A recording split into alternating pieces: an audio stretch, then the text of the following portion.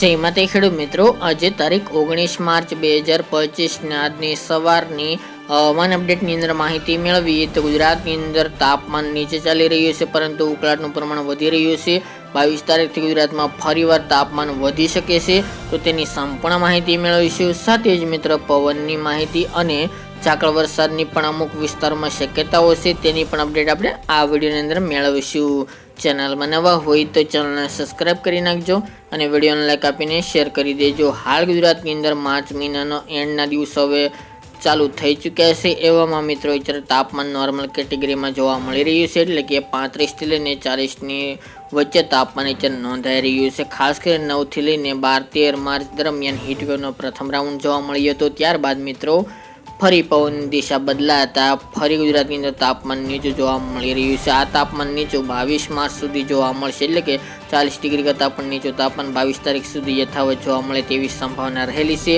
ત્યારબાદ આપણે જણાવી રહ્યા છીએ તે મુજબ કે 22થી લઈને 31 માર્ચ વચ્ચે ફરી ગુજરાતની અંદર તાપમાનમાં વધારો થશે અને હીટવેવનો બીજો રાઉન્ડ શરૂ થાય તેવી શક્યતા રહેલી છે. પરંતુ અત્યારે ખાસ કરીને મિત્રો ગઈકાલના રોજથી ગુજરાતની અંદર ઉકળાટ અને બફારાનું પ્રમાણ વધતું જોવા મળી રહ્યું છે.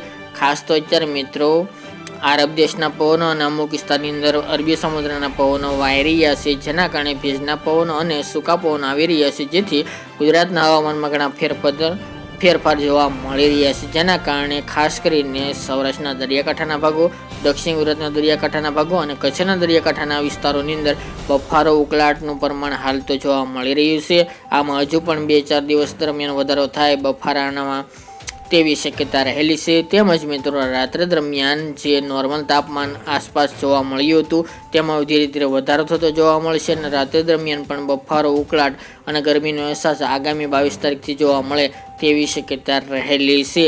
અને ખાસ મિત્રો અત્યારે ગુજરાતની અંદર પવનો ઉત્તર પશ્ચિમ અને પશ્ચિમ દિશાના એટલે કે આરબ દેશના પવનો જોવા મળી રહ્યા છે, સૂકા પવનો, અને પવનની ઝડપ સામાન્ય 10 આસપાસ જોવા મળી રહી છે. હમણાં પવનની ગતિમાં કોઈ વધારો થાય તેવી સંભાવના દેખાઈ રહી નથી. અમુક ભાગોની અંદર 10થી 15 કિલોમીટરની ઝડપ જોવા મળશે ઝટકાના પવન.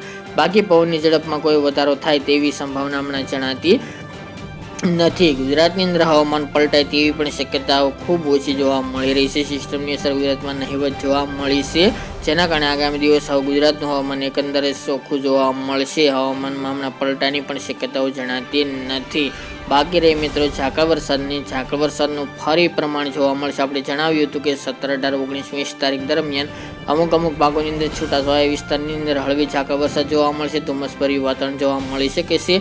એમાં ખાસ કરીને કચ્છના દરિયાકાંઠાના ભાગો, નલિયા, ભુજ, ભચાઉ, ગાંધીધામ જેવા ભાગો, સૌરાષ્ટ્રના પશ્ચિમ વિસ્તાર, જામનગર, જામખંભાળિયા, દ્વારકા, રાજકોટ, સુરેન્દ્રનગર, બોટાદ, પોરબંદર જેવા ભાગો, કાલાવડ, લાલપુર જેવા ભાગો, ઉત્તર ગુજરાતના વાવથરાદ, પાટણ, મહેસાણા જેવા ભાગોની અંદર અમુક ભાગોની અંદર વહેલી સવાર ધુમ્મસભર્યું વાતાવરણ અને ઝાકળ વરસાદની શક્યતા જોવા મળી રહી છે. બાકી ગુજરાતના હવામાનમાં કોઈ પણ ફેરફાર હશે તો મિત્રો અવશ્ય અપડેટ આપતા રહીશું. આ હતી મિત્રો આજની વહેલી સવારની અપડેટ.